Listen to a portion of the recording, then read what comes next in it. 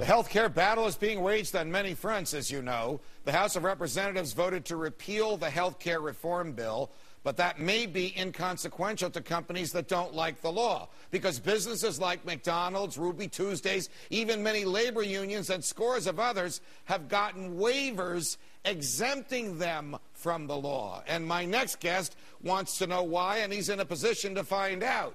Here now, Michigan Congressman Fred Upton, who took over today as the new chair of the House Energy and Commerce Committee.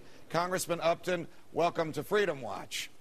Hey, Judge, it's always Fred. How are you? Thank you, thank you. I have to tell you that I was really scratching my head when, after all the battles that we went through in 2009 and 2010 over health care, the president gave, or Mrs. Sebelius, the Secretary of Health and Human Services, gave exemptions to some very large corporations and some very large labor unions. What the heck is that all about? Either the law applies to everybody or it doesn't apply to anybody.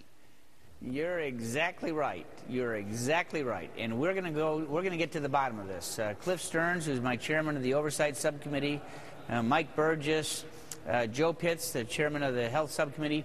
We're going to have some hearings on this. We're going to look not only at who got these waivers, but how and why. We're going to look at the whole 2,700 pages of that bill as it was enacted to find out what's fair and what's not. And then we're going to come back with pieces to in essence, take out of that big package that was passed last March. Do you think that there is scandal here? Stated differently, do you think that some of the groups that received these exemptions from the law are politically friendly with the White House? Was this done on the basis of politics and not economics? Well, today's the first day that I became chairman of the committee. We're going to let the subcommittee, we're going to let that investigation go where it takes us. All right. What is Plan B for Republicans in the House? Harry Reid, the majority leader of the Senate, says he's going to prevent the repeal legislation, which you folks passed by an overwhelming majority yesterday, from even coming to the floor in the Senate for a vote. So what is he afraid of? Why won't he let it come to the floor? And if he doesn't let it come to the floor, or if he does and it loses, what will the House Republicans do next? Well, a couple things, Judge. First of all, as you know, in the House, anybody that watches the House, we do have rules. We have a rules committee, we have a germaneness test, we have equal debate on both sides of the issue, and a product moves. In the Senate, they don't have any rules. They don't really have any germaneness. You just need to have the votes to get something done. I talked to Mitch McConnell a couple weeks ago. He was excited that we were going to have this vote on repeal, and I would bet that in the next number of weeks, maybe a couple months, they will find a way to have a vote just on that repeal of the Obamacare at some point, and who knows what kind of bill it's on, but it won't be different than what the Senate does in its day-to-day work. All right, Congressman Connie Mack, your Florida Republican colleague, told us a few minutes ago that there might actually be some things in the 2,700-page legislation that coalitions of Democrats and Republicans and the president himself may agree should go. Like this 1099 requirement. Small businesses have to file a form with the IRS every time they write a check for $600 or greater, and some other things. Is that in the plan? Is that the way to wear away at this? Or is there something in the plan to wear away at the core of this? The obligation to buy health insurance and the burdens imposed upon the states against their wishes and against their best interests? Judge, let me answer both of those questions.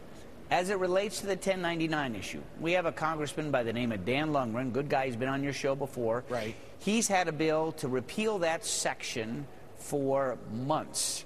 And has more than enough co-sponsors on, certainly in the new Congress to get it done.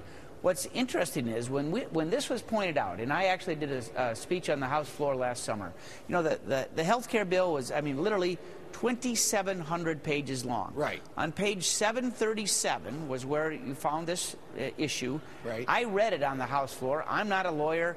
No one would have a clue that that's what this did, but that's how it was then interpreted. Right. So there were lots of folks that, we didn't know that this was in the bill. Of course it was.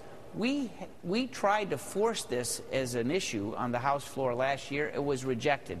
In the Senate, there was an amendment that was offered by, I want to say it was Senator Johans, I may be wrong, from Nebraska. Tried to offer it on the small business bill, and even though you had, all these folks, Democrats and the president saying this never should have been in there, all of a sudden, guess what? We didn't have the votes to get that amendment adopted. Well, so that's going to change. Now you have the votes, and now you have the power, and now you have the committee to scrutinize this. That's right. Dave Camp, the chairman of the Ways and Means Committee, is going to move that quickly. But to answer your second part of your question, yes, we're going to do things. We're going to look at the forced mandate that folks have to have insurance, and we might have an individual piece, just that piece of legislation, to take that out. And my bet is, we'll have a good number of Democrats with all of the Republicans. We will watch, and we'll have you back when that happens. Congressman Upton, thank you very much for joining us. You bet.